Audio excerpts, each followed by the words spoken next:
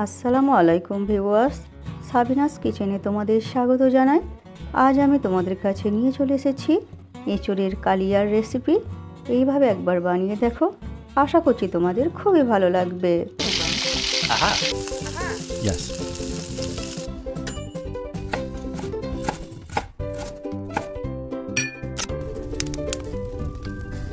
Wow! এখানে আমি এঁচোড়কে ছোট ছোট করে কেটে নিয়েছি। কেটে ধুয়ে নিয়ে একটি কড়াইতে দিয়ে পানি দিয়ে দিচ্ছি। লবণ আর হলুদ দিয়ে আমি এঁচোড়টা ভাপিয়ে নেব।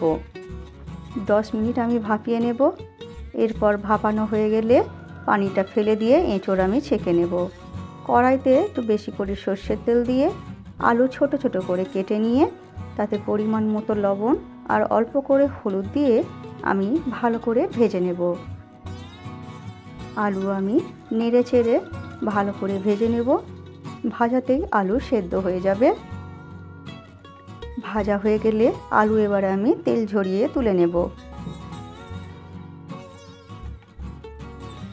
ওই তেলেতেই আমি দুটো বড় সাইজের পেঁয়াজ পেস্ট করে দিয়ে দিচ্ছি। পেঁয়াজটা আমি ভাজতে থাকবো। ভাজতে ভাজতে আমি একটি মশলা করে নিচ্ছি। ঝালের জন্য কাঁচা লঙ্কা, 1 চামচ আদা রসুন বাটা হবে তেমন আদা রসুন নিয়েছি, 1 চামচ গোটা জিরে, 1 চামচ গোটা ধনে আর দুটো এলাচ, 3টে লবঙ্গ আর দালচিনি দিয়ে এরপরে অল্প করে পানি দিয়ে আমি পেস্ট বানিয়ে নেব। পেঁয়াজ আমি কিছুক্ষণ ভেজে নিয়েছি। ভাজা হয়ে গেলে এর মধ্যে এরপরে আমি মশলার পেস্টটা দিয়ে দিচ্ছি। জায়গাটি ধুয়ে পানি দিয়ে দিলাম। এরপর ভালো করে নেড়ে দেব। দিয়ে এরপরে 1/2 চামচ হলুদ গুঁড়ো দিয়ে দিচ্ছি। দিয়ে আমি প্রত্যেকটা মশলা দেওয়ার পরে আমি নাড়তে থাকবো। 1 চামচ কাশ্মীরি লঙ্কা গুঁড়ো দিয়ে দিচ্ছি কালারের জন্য। আবার আমি নেড়ে দিচ্ছি। দিয়ে এরপর আমি 100 গ্রাম হালকা টক আছে এমন দই ফেটিয়ে আমি দিয়ে দিচ্ছি। জায়গাটি ধুয়ে পানি দিয়ে দিলাম। এরপর মশলা আমি ভালো করে কষাতে থাকবো। মশলা যত ভালো কষানো হবে তরকারির স্বাদ তত ভালো হবে। তাই কিছুক্ষণ মশলা আমি ভালো করে কষিয়ে নেব। মশলা কষানো হয়ে গেলে ভাজা আলু আর ভাপানো এঁচোড় আমি দিয়ে দেব। দিয়ে আবার আমি কষাতে থাকবো। অল্প অল্প করে পানি দিয়ে কিছুক্ষণ এঁচোড় আমি কষিয়ে নেব। আমার রেসিপিটি তোমাদের এই পর্যন্ত পছন্দ হলে একটা লাইক করে দিও। পরবর্তী রেসিপি কী পেতে চাও সেটাও কমেন্ট করে জানিও। কষানো হয়ে গেলে পানি দিয়ে দেব।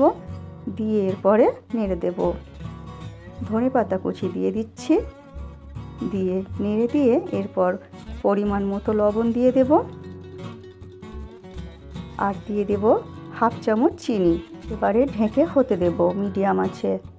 এবারে নামানোর আগে এইভাবে মাখা মাখা গ্রেভি থাকবে, তখন 1 চামচ ঘি দিয়ে এবারে ফুটিয়ে নামিয়ে নেব। এরপর তোমরা গরম গরম ভাত, রুটি, পরোটার সাথে পরিবেশন করো। আমার রেসিপিটি ফেসবুক থেকে দেখলে ফলো করে দিও। ইউটিউব থেকে দেখলে সাবস্ক্রাইব করে পাশে থেকো। আমার রেসিপিটি শেষ পর্যন্ত দেখার জন্য তোমাদের অনেক অনেক ধন্যবাদ রইল।